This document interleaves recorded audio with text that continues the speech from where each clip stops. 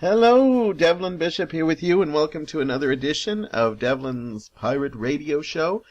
And I am happy to be here. I have been enjoying doing these shows, and I enjoy them because of all the great feedback I get. So many people have told me that they just absolutely love that I continue to do these shows, and I'm going to keep doing them. I'm going to try to be regular with them, because I hate when you listen to podcasts and people are always like, oh, I'm going to do at least, I'm going to do one a week.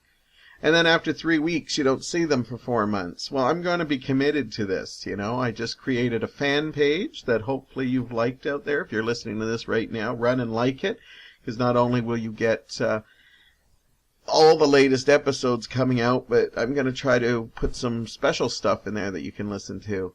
And it's a great place you can leave comments and stuff. And so I'm going to be consistent with it. I want to handle the serious, everything I do, entertainment-wise, I like to keep serious. So when I say I'm going to drop one every Thursday, I'm going to.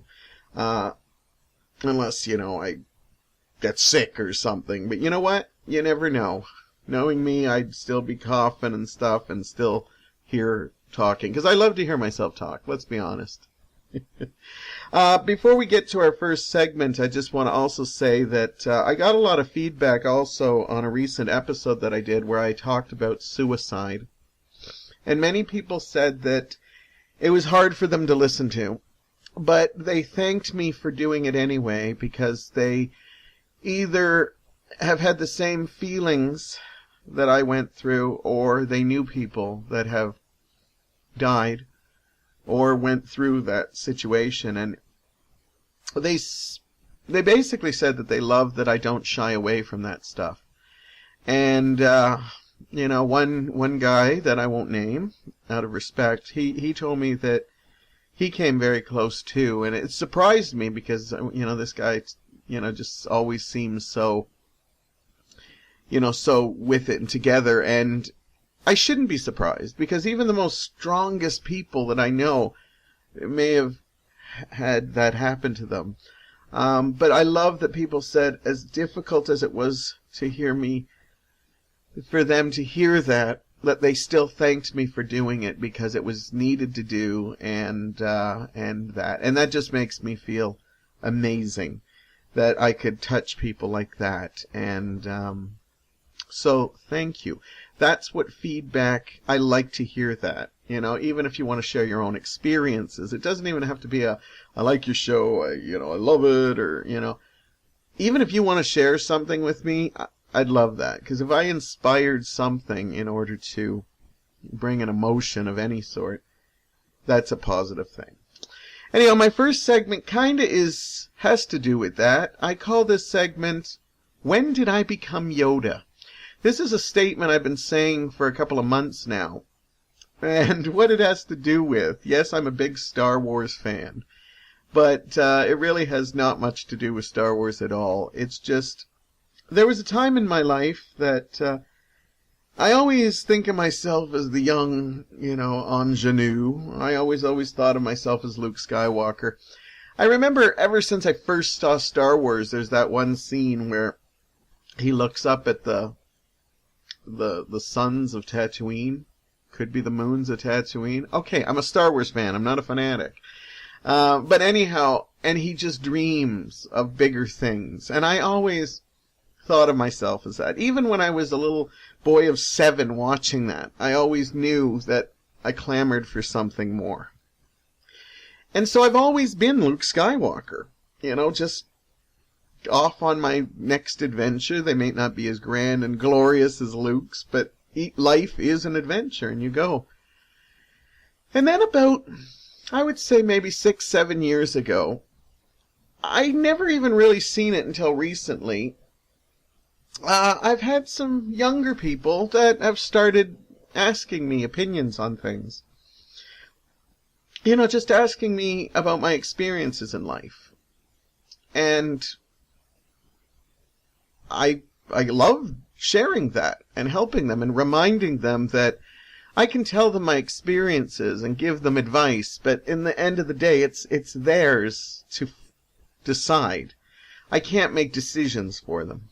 But anyhow, I've helped a lot of people in the last little while, but I can think of three younger guys that have come to me that not only have I helped them with, in lots of ways they have helped me back in return, but they've also become very, very close to me. And I'm not going to name their names because that's their business. And you know me, I'm a name dropper. I'm not afraid of it. But let's just say one was a relative, one was somebody I do improv with, and somebody I worked with. And I think these three young men are absolutely amazing, and I'm so happy they're still a part of my life. But each of them were going through different things in their lives. And some were they hit a real dark patch. And either they reached out to me or I reached out to them. In fact, in all three cases, I think I reached out to them.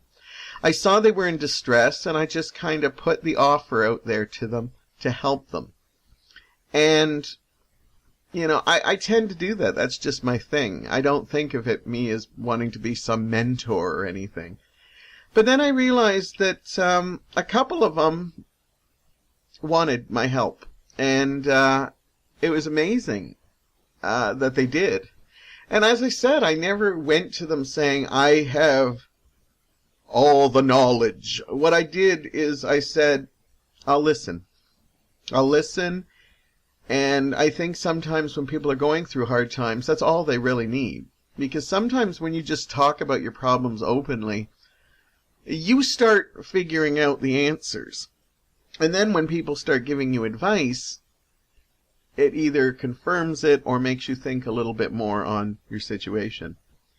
But as I said, I would just talk with these people, and I'm not trying to say I'm here for that I'm going to start doing this professionally. These are people I really care about, and through the fact that I've helped them out and we've become such good friends, I've come to, really, they're very important in my life, But anyhow, I started realizing that this has become a trend. And about 6 months ago, maybe a year ago, I came to terms with the fact that I used to be the guy who looked for guidance. I used to look for those people that could help me. I need to ask you some questions. Would you listen to me for a bit?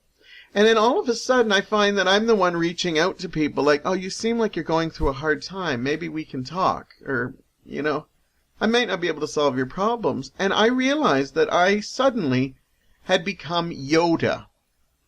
I used to be Luke Skywalker. I used to be the one who needed the help. And now suddenly I found myself, reaching out to people and wanting to help them, mentor them, and, in some cases, like Yoda, totally screw up my words, like, how he does that, do not want, and stuff like that. I fumble all over my words. Hell, if you listen to this radio show, I fumble over my words. But I realized that I'm way too young to be Yoda. Yoda's like hundreds and hundreds of years old. I'm only 47. But then I also come to terms with the fact that, yeah, I am actually had a lot of life experiences, and I've met a lot of people that have been through life experiences, and I've carried all that with me, and yes, I do relate to a lot of people's problems. And so, it really bothered me at first that I am no longer Luke Skywalker. Now, that's not saying that I don't still like to talk about my problems to people. But now when I talk to my problems with people, I feel a little weird. And I'm not saying that in a bad way. But sometimes people will say, well, I'm here for you and I'll listen to you.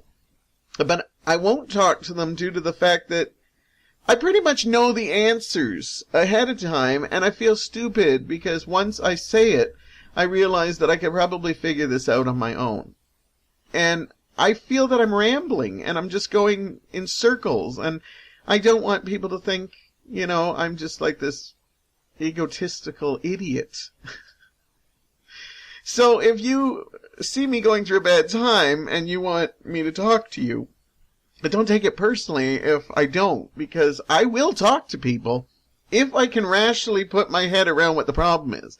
But half the time, I just go into this dark place and I don't know where my head's at. So to talk would just be like crazy. So anyhow, now I'm the Yoda, and I can seriously put together what people are going through. And I love when people ask me stuff, but I always tell them. And very much like Yoda, because Yoda, if you remember, he always led Luke to the right areas, the right places to go. And he would teach, but at some point he knew that he had to let them go. Let him go and find the answers. And that's what I do. Because I tell them right from the beginning, I won't be able to solve your problems, but hopefully I can put you on a path that makes you think about it, and then you can eventually find your own answers. Yes, I can tell you what I would do in this situation, but in no way do I endorse that that's the right thing to do. What the right thing for me to do is not necessarily the right thing for you to do. So I think all good teachers are like that. I think too many people listen to people's problem and says, here's what you've got to do. And you know what? In tough love circumstances, I agree. You have to put your finger down and say, this is what you got to do.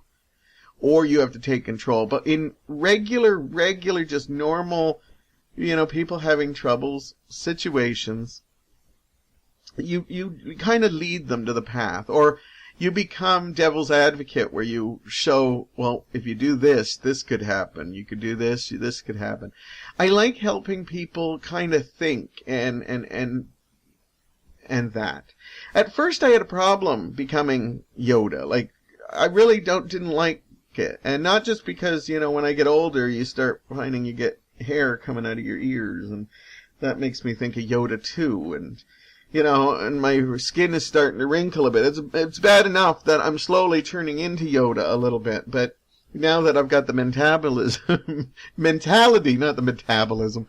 See, I'm stumbling on my words. I love that I can be Yoda.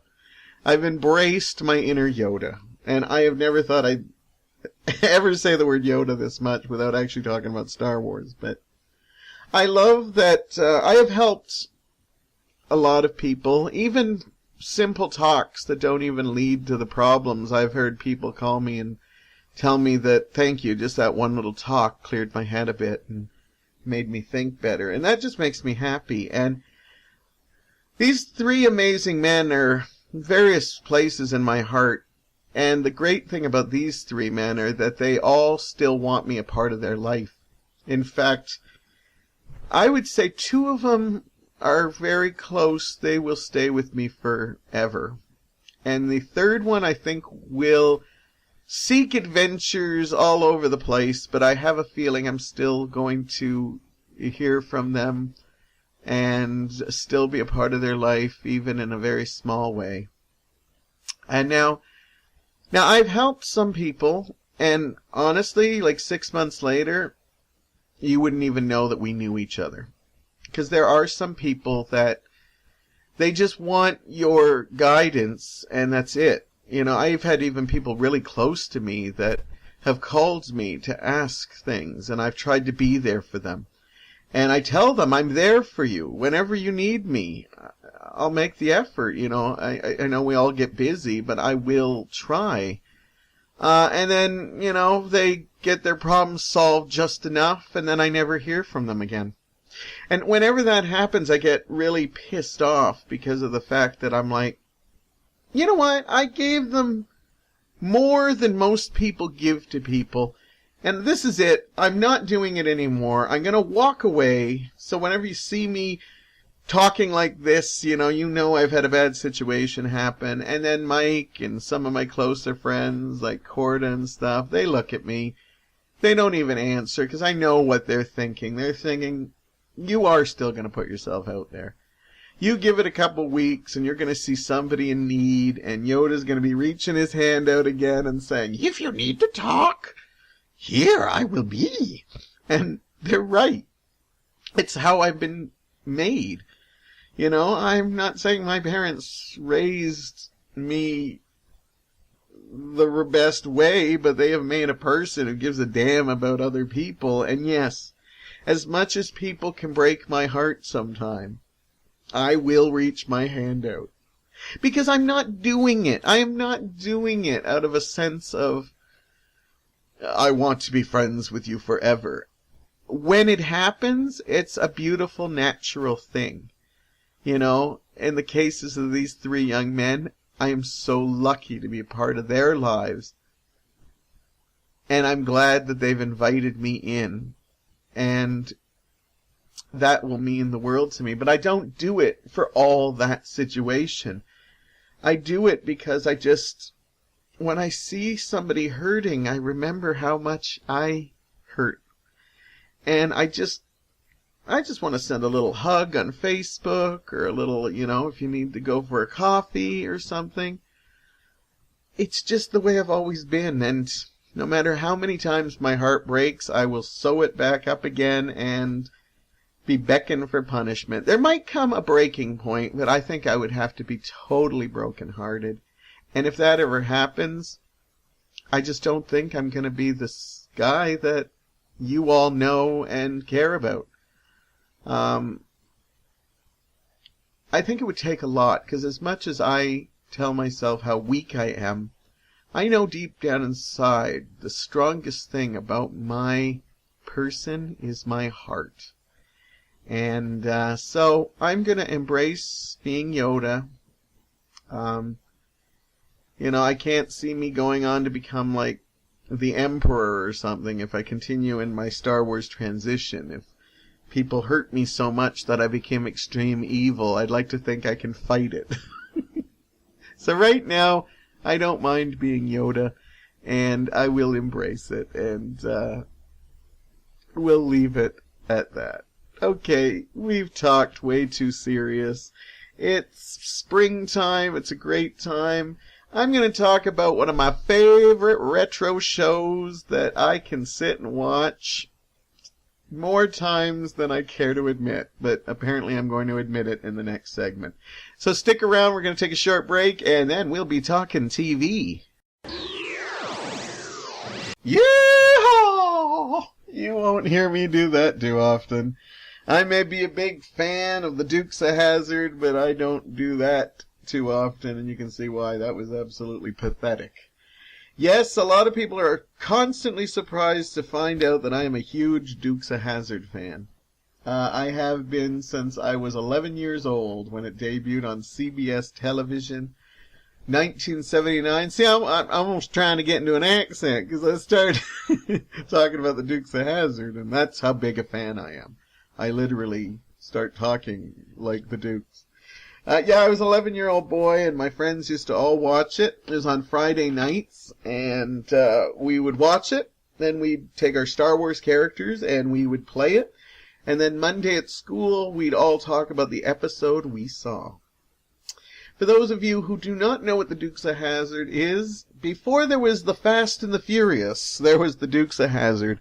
And in no way am I saying the Dukes of Hazzard was original. It was actually coming off a big turn in the 70s where kind of redneck car driving movies were really big. Movies like Smokey and the Bandit and Convoy, and basically, you know, these stunt movies would come out, and there was a lot of cars in the local in the grindhouse movies.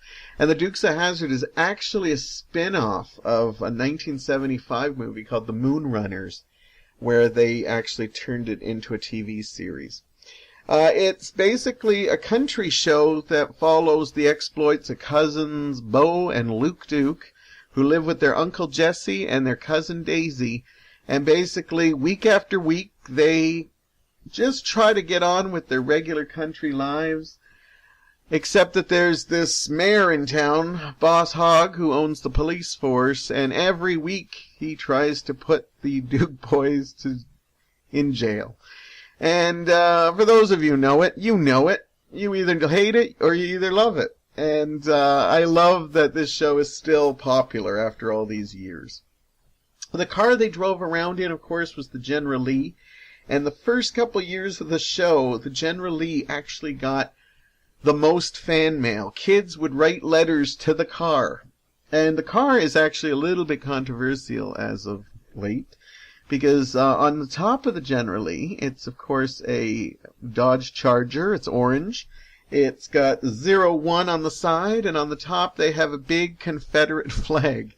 And when they redid the movie, when they made the remake, they wanted the company to get rid of the flag because the Confederate flag is all about racism, KKK now. It offends so many. But the producers stood their ground and said the General Lee is one of the most innocent things that you could have, and it had a Confederate flag. It's going to keep the Confederate flag because it meant different things to different people at one time, too. The show is absolutely crazy and so formulaic. I don't know why I love it so much. I have lots of reasons. One, there was no show like it on TV at the time. It eventually spinned off shows like, Sheriff Lobo, I think it was, BJ and the Bear, like all these other action things. Probably also had stuff to do with Knight Rider. But the Dukes of Hazzard was a show you could tune in and see these amazing stunts with cars flying over stuff, and it was just like nothing you'd ever see. So, kids and their fathers would be watching it, and I think a lot of ladies were watching it because of Bo and Luke. And a lot of young men, I think Daisy Duke, played by Catherine Bach, was probably one of their first bursts into manhood. Probably one of their first fantasies, because she'd had the beautiful legs with the Daisy Dukes, which eventually, were named after her, because she made them famous. As a kid, I always say Dukes of Hazzard is very important to me because, well, while my male friends were talking at school about how awesome Cousin Daisy was, and don't get me wrong, I thought she was very pretty. But while they were all thinking about, oh, I wish I could, again, I'm getting into the southern accent. I wish I could, hang out with Daisy and stuff. We were innocent at the time. We were only 11. And then I remember saying, thinking to myself that, yeah, Daisy was so lucky because she got to hang out with Bo and Luke Duke. And I've always credited John Schneider, the blonde, for those of you who aren't familiar, Bo Duke, as the man who probably helped me realize my gayness. As in, I kind of always knew, I'd say it goes back a bit, but John Schneider kind of threw me into the obvious, because every time he was on the screen, I just felt really weird. And it was an innocence. Don't get me wrong, I was 11. I'm a dirty person, but it was an innocence. I wanted to go for a drive with him. I wanted to hold his hand. I just wanted to hug him. But I always just, I credit John Schneider as the one. And if, you ladies out there who know John Schneider, you know what I'm talking about. And he's aged very well. He's been on Smallville and stuff. But besides my gay fantasies coming to life and every other teen's fantasies coming to life, the Dukes of Hazzard was a family-related show. Some people might not know this. I know way too much about the Dukes of Hazzard. I'm telling you right now. I've always said that I could probably hang out with rednecks more than I could hang out with gay people.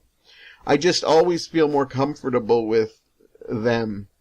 Because a lot of them are, they get a bad stereotype of being, homophobic hillbillies. But you know what? I've met a lot of, down to earth guys that they're so comfortable in their sexuality. They're cool with gay people. And, cooler than some gay people are. And so I actually feel more comfortable. So me being a fan of the Dukes of Hazzard doesn't really surprise me. I still love the Dukes of Hazzard and own quite a few of the series on DVD. And will crank them out every once in a while. A lot of people don't know this, but, and as I said, I do because I know. The Dukes of Hazzard actually started a lot darker. It wasn't set up to be a family-type show. In fact, the first couple of episodes, if you go back and watch season 1, they actually make attempts at some dark, dark humor. And, you know, it's still innocent because it was an 8 o'clock show, but it had stuff like when they were going to save the orphanage, Luke didn't seem interested in doing it, and Bo making a comment like, well, I'm surprised you wouldn't want to save the orphanage. Most of the kids in there are yours. And one of my favorite ones is when Daisy's working at the boar's nest. Luke's looking at her ass and basically says, you know, if you weren't my cousin, I think I'd take you out. And Daisy turns around and says, well, that never stopped any of our other cousins.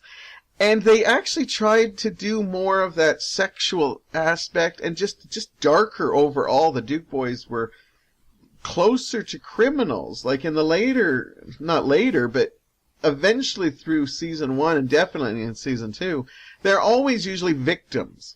They're always trying to do something good and then they're framed. Because they followed a typical formula. But eventually, it almost seemed like the Duke boys would flirt with women, but they wouldn't have sex. You'd never see that. You know, they were always polite boys, and I always thought that was kind of funny because the Duke boys, come on, John Schneider and Tom Wopat looked like men who would be able to, you know, walk into a room and panties would be falling. And I always liked that they played it like they were just like gentlemen and stuff, because I'd like to think there was a darker side to the Dukes of Hazzard once the cameras stopped rolling, because I didn't believe that they were all these G-rated things. I always thought that one of my favorite flukes of the show were, I always thought they always made the stunts bigger, and by like, I forgot how long this ran for. I want to say like 8 or 9 seasons. And what I always thought was the stunts got bigger and bigger to the point where it got absolutely crazy. I just looked it up. It ran 7 seasons. Okay, in the first couple seasons, they would just be jumping little bridges, maybe like a little pond. But by season 7, they literally are jumping barns. They are jumping everything. There was no way this car would have survived. In fact, I think I once read something they used like about 4 or 5 cars in every episode. They totaled them just because the suspensions would fall. And I knew they literally, okay, there's a term in television called jump the shark, brought on thanks to Happy Days, not because of Dukes of Hazzard, because as far as I know, my Dukes of Hazzard lore, they never jumped a shark literally. But when they actually jumped it figuratively, it was when they actually kind of jumped a helicopter. It was technical, but when I saw that, I knew they were in some trouble. But my take on it was they were so sexually frustrated that they always had to jump bigger things. It was like their way of orgasming, because they would never show them on the show getting lucky, that the Duke boys would just be driving around, let's jump something, Bo, let's jump, you know. And so my take on it was that's why they had to get bigger and bigger. It's probably good they did stop, because they'd be probably jumping over jets and stuff. And does that not sound like the Fast and Furious? They started off small, and then now you see those Fast and Furious movies. They're jumping cars out of planes. They're doing all this stuff. And that's why I always call Fast and Furious fans probably are also fans of the Dukes of Hazzard. The stories were very simplistic, and some of them just downright ridiculous. And as I said, the Duke boys were good old boys, and always trying to do something good. And Boss Hogg was this evil mayor that, honestly, I don't know why you would stay in a town with a person this evil, but I guess it's for storyline details. But he would do everything to frame them, and somebody wound up in jail in every episode, whether it was Bo and Luke, or if it was Uncle Jesse, or Daisy, and it got just crazy. And of course he had some, people he played off of. Roscoe P. Coltrane, played by James Best. Of course, Boss Hogg was Sorrel Brooke. And Unfortunately, I just realized that Roscoe had just passed away. I was going through some stuff with Mike, and I didn't know, but I just found out he passed away, which was very sad, because Roscoe was just an animated cartoon of a sheriff.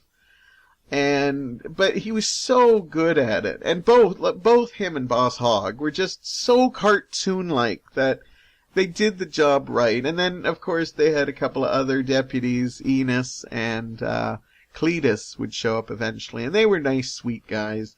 And it was good, because I'm thinking, if everybody in this town is evil except for the Dukes, you know.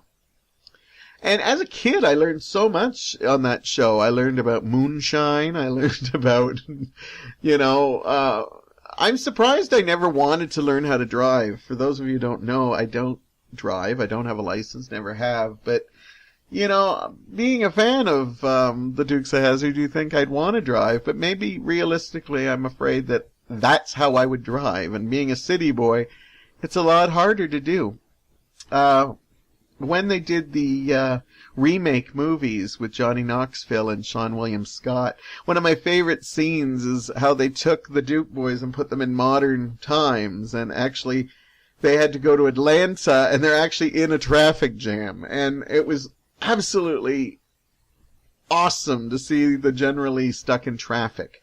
Because for those of you who are fans of the Dukes of Hazzard, you know that there was always these dirt roads that I swear you'd only see a truck every once in a while. And usually you'd either see a police car, the General Lee, or the other villains that were on the show that week.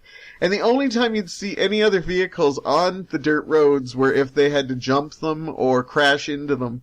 And I always thought, God, as much as the Dukes help so many people in Hazzard, how many people must be furious with these guys because they're always running through their barns or jumping things or crashing their cars into stuff. And I just thought, I would love to see, the neighbors who are almost like petitioning to get the Dukes out of Hazzard. Definitely a fun show. If you are a fan of it, you know why I'm been saying this whole segment with a big smile on my face.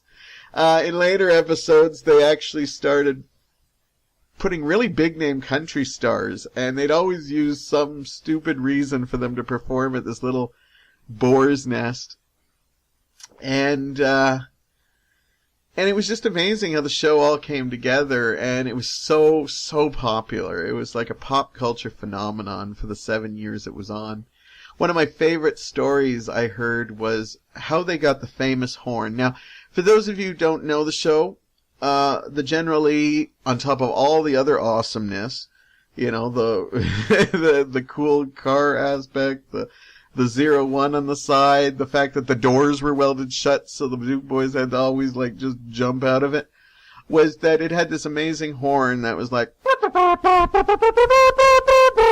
and apparently that wasn't originally meant to be on the show, but while they were filming the first couple of episodes, they were actually filming at the Boar's Nest, and a car went by with that horn. And when producers heard that horn, they literally got into their cars, followed that car, and basically asked them to buy their horn. And yeah, that's an awesome story, and that became such a big part of the show. The Dukes of Hazzard has one hell of a fan club. They still have Hazzard conventions. And John Schneider, he actually used to spend his spare times making replicas of the General Lee and selling them off to charities. So not only is this man cute, but he's very, nice too. I actually know a friend who said he met John Schneider. He was an extra on the set. And John Schneider literally would come over and hang out with the extras while, some of the other actors didn't. And I was so happy to hear that John Schneider was an absolute gentleman, just like you think he would be. If you've never seen The Dukes of Hazzard, I highly recommend it. But be warned, it's probably got some bad stereotypes in it. I think it still holds up. it's fun, and it's not something you could binge watch it, but I think this was from a time where if you binge watched it, you'd just be like, really? Didn't they just do this plot 3 times again? But when you space it out, it's a lot of fun to watch. Other notable Dukes of Hazzard spin-offs, after the show was canceled, there was actually a Dukes of Hazzard cartoon show, and for the first little bit, a lot of the actors came back for the original voices. And it was a stupid premise, generally driving around the world in a race, and Boss and Roscoe continually trying to stop their efforts. Then they did 2 TV movies that weren't great. The first one got huge ratings because everybody wanted to see what happened to the Dukes. But the second one failed to do well. It was when they went to Hollywood. The Dukes also did an album that I owned as a child. Very proud of that. Where they all did singing. And all of them were good singers, so it was quite nice to see. And of course, Waylon Jennings, who does the awesome theme song that you heard earlier, he had a couple of numbers on it too. He was also the narrator and the hands in the opening credit playing the guitar. They also did remakes. They did the Dukes of Hazzard. That was kind of an edgier version. I didn't hate it. I didn't love it, but I can still watch it and love all the little inside jokes they do.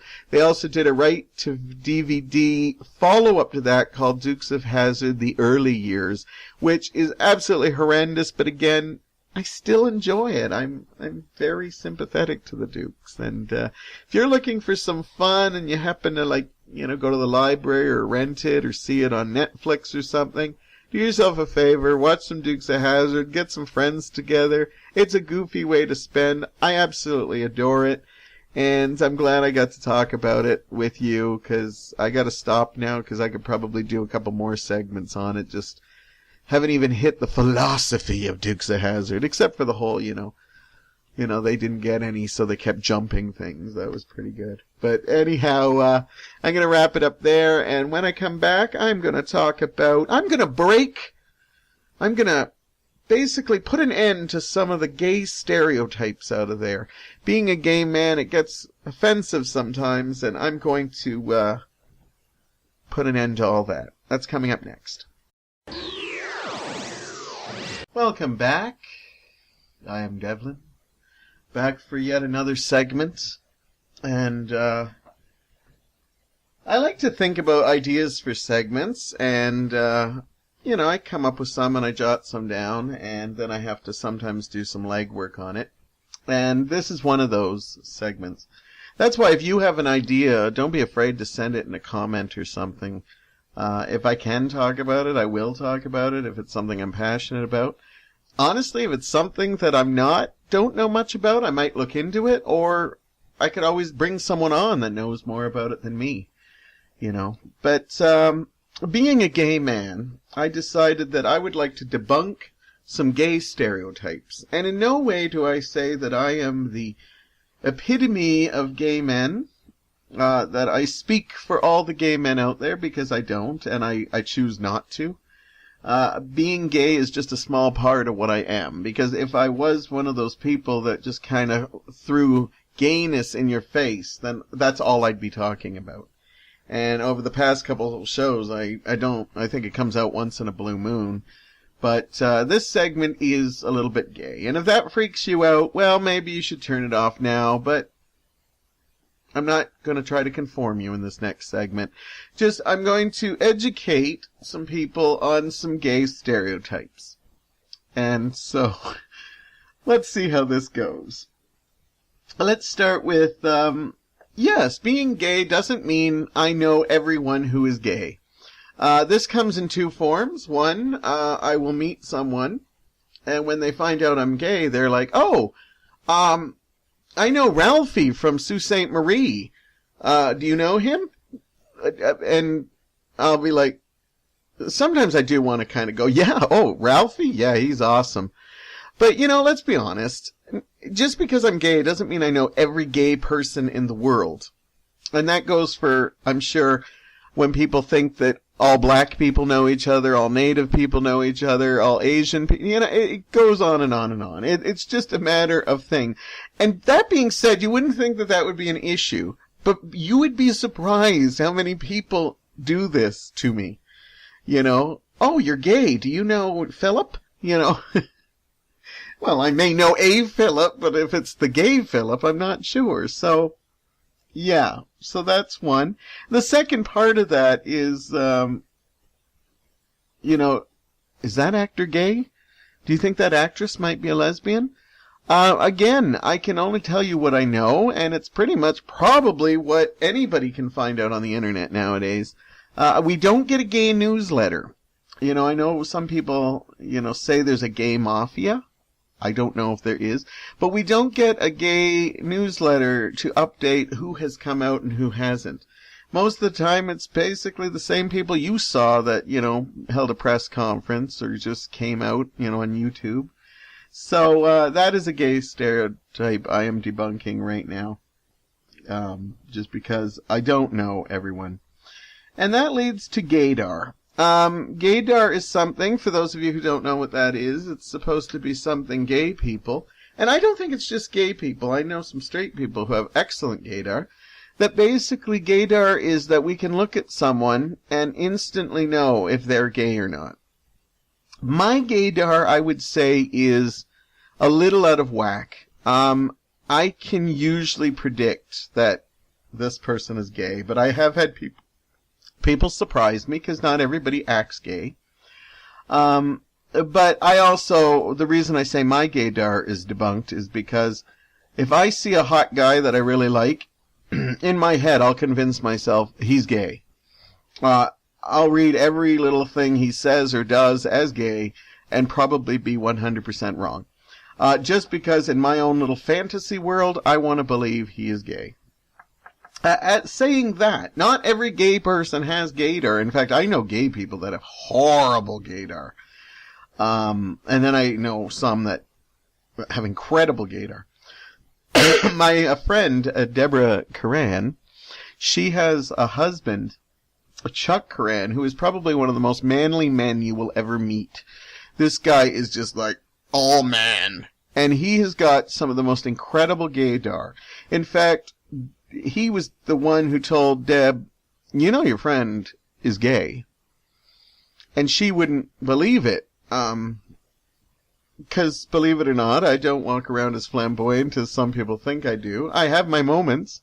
But Chuck, yeah.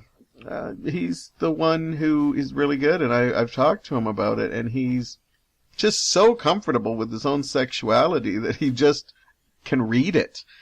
And, I don't think that's offensive at all. I think that's actually awesome that he has that. I wish I had a better sense of gaydar. Sorry, I got a tickle in my throat.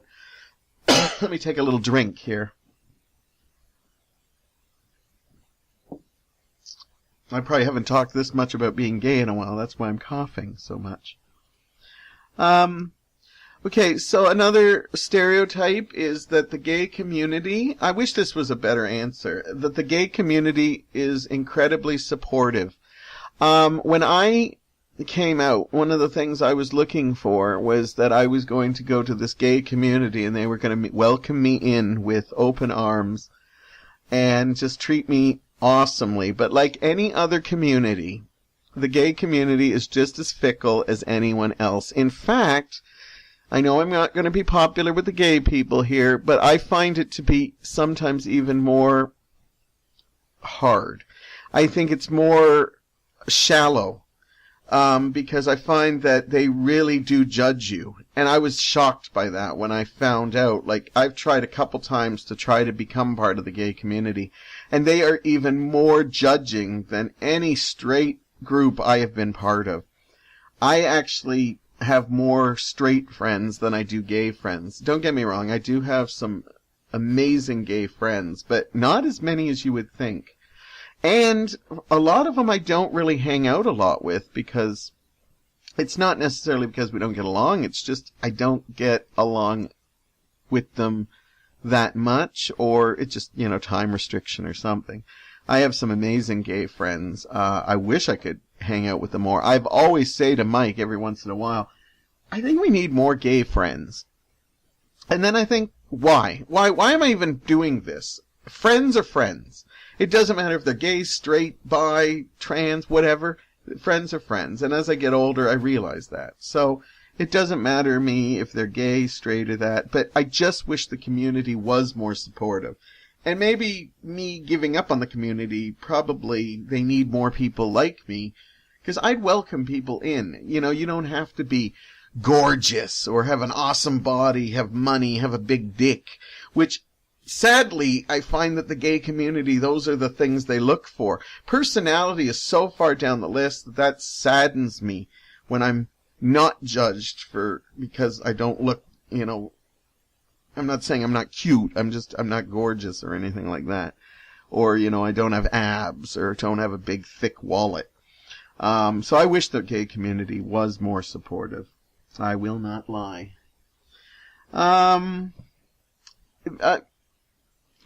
Guys that tell me that I do horrible with women, I can't talk to them, I can't even look at them, maybe I'm gay. Oh my God, when I hear this drives me crazy.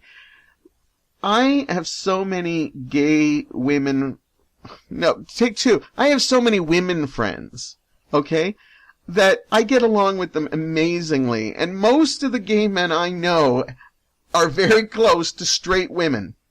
So this debunks any idea that because you can't deal with women, you are gay. I hate that that's the automatic assumption, because most gay men I know love hanging around straight women. We get along. We have a lot of the same interests and likes. And if you are having trouble with women, that just makes you a regular guy. You probably are straight. Because guys, you know, still think women can be a big mystery. So don't just assume you're gay just because you can't go up and talk to a woman. It just means you're probably a red-blooded guy. So I hate hearing that. I hate when the gay community says that it's your obligation to come out. I hate when people are outed when they're not ready. I think everybody has to have their own time to come out. I came out really nonchalantly. It was a long process, and there was no parade. My family didn't, you know, like, oh, we're so happy you're gay, you know, nothing like that. They also did not turn me away, which I'm thankful for. I think I didn't lose any friends coming out. Maybe the ones I haven't heard from after I came out could be counted as that, but they didn't openly say, hey, I'm not hanging out with you anymore because you're gay. But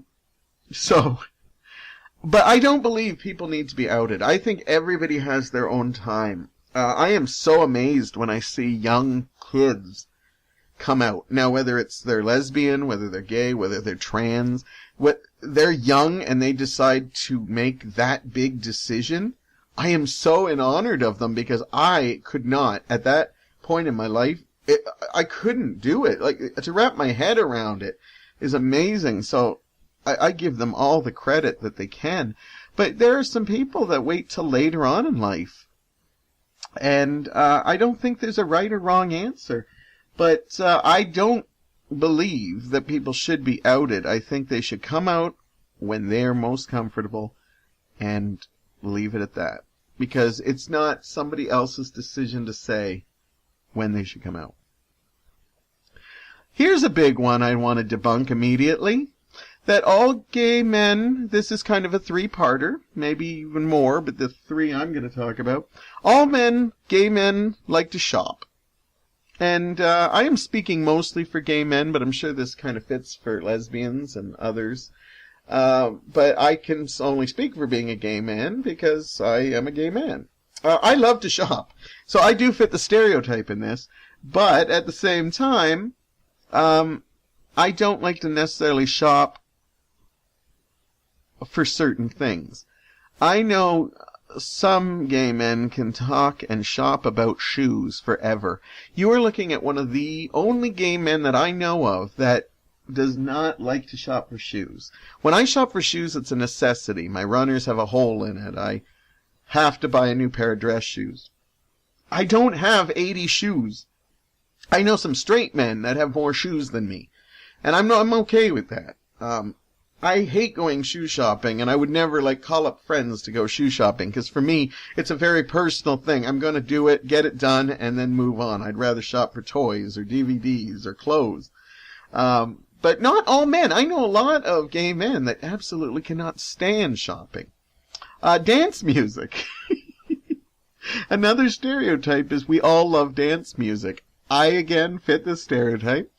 I love it, but I love other stuff too. If you open up my list of music on my computer, you're going to see country, you're going to see heavy metal, you're going to see punk, you're going to see rock, you're going to see lots and lots of pop and big band and some jazz.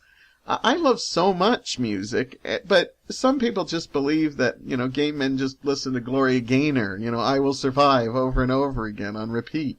Don't get me wrong, I love I Will Survive, and I can listen to It's Raining Men several times, but it's not something that every man... I know there are some gay men that absolutely can't stand dance music and hate that they assume that we all like to go dancing. Again, I fit the stereotype. I love to dance. I know many gay men who would rather just go out for a meal or antiquing rather than hitting a club and dancing. I personally could dance anywhere. And the third one in this one is the gay people don't like sports. I think that's crazy. I'm debunking that now. I know many gay men and lesbians and trans that love sports. I am not one of them. This is a stereotype I am part of again. I do not like sports. I don't not hate them. I can actually watch them, and I respect some. I like hockey and baseball and football, but it's just not something I want to watch regularly. I'd rather watch it live. I'd rather watch hot guys playing it, and that. So that makes me a bit of a stereotype. But I know a lot of people that do, so to just assume that they don't is just absolute craziness. And in that regard, I have seen UFC wrestling, and I have been actually at an event where they played it on a big screen at a bar and saw the amount of straight men that were watching this, and I thought to myself, is this just for laughs gags? Because I honestly couldn't believe these men were getting into it, and it was the most homoerotic thing I have ever seen. And all these straight men are whooping and hollering, and I'm thinking this is almost like two men, just holding each other. Because there's a lot of fighting, but then there's a lot of just them, with their legs tied around each other's head, and I said, this looks like gay porn to me, and, these straight guys are like, yeah, and, I would say, I don't want to be a stereotype here, but you might want to look into your inner feelings if you're a big UFC fan. I could see myself getting into UFC just because it is amazingly hot. And so if there's any of my straight friends out there listening who want to invite me over to watch a little UFC, I could maybe get into some sports. I'm not going to hear from any of you. I know it. Couple last ones I want to debunk. This is a good one. I'll sometimes be with a friend, a straight friend, and I'll say, oh, that's too bad when that happens. I'll see a married man or a guy with a girlfriend who my radar is telling me, yeah, that's gonna end badly. And they always say, but he can't be gay. He's married. Well, let me tell you something. Just because you're married does not mean that you're not a gay man or a lesbian, and either you don't know it yet or you are hiding from the fact. The term for men who have a wife but know secretly they are gay is called a beard. And a lot of guys do this because they don't want to deal with coming out, but they want to have kids and a wife, and they could be bi as well. It's not a bad thing. But the misconception that just because someone's married, I have met a couple of lesbians, that women who were married to men that left years after. I met a woman in their 60s that realized I like women and left their husbands in their 60s to be together because they realized that thing. And in most cases, I'm telling you right now, they know. They're just not dealing with it and hoping that it'll all go away. So, that. And the final stereotype I want to debunk is gay people can't be homophobic. That's not true. I have met very many gay people that are offended by other gay people. I can be. I really don't like when young people come out and all they are is gay. Like, they just throw it in people's faces. Everything has to be gay. And I respect that they want to do this, but I don't like the young ones that act as if they've invented gayness. And they're just totally disrespectful for their gay elders. And as I get older, I'm becoming a gay elder. So I can get a little homophobic because I'm just like, why? Why are you doing this?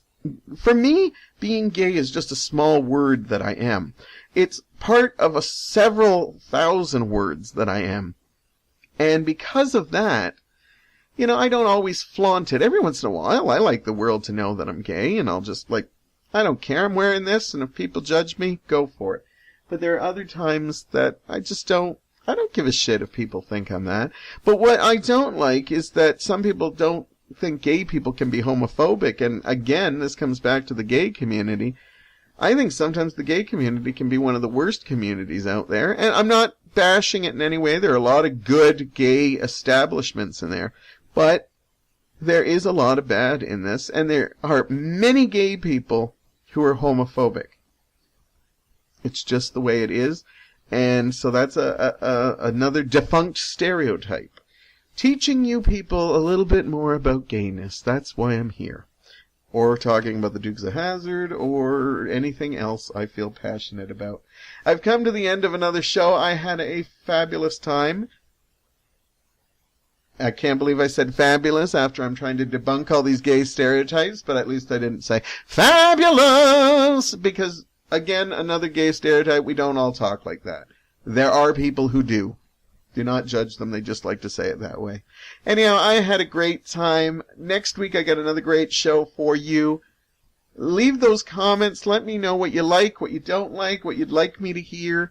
And please, keep in touch with me, because I love getting that feedback from the audience, and I love talking to you week after week. And I will talk to you again very, very soon. Take care.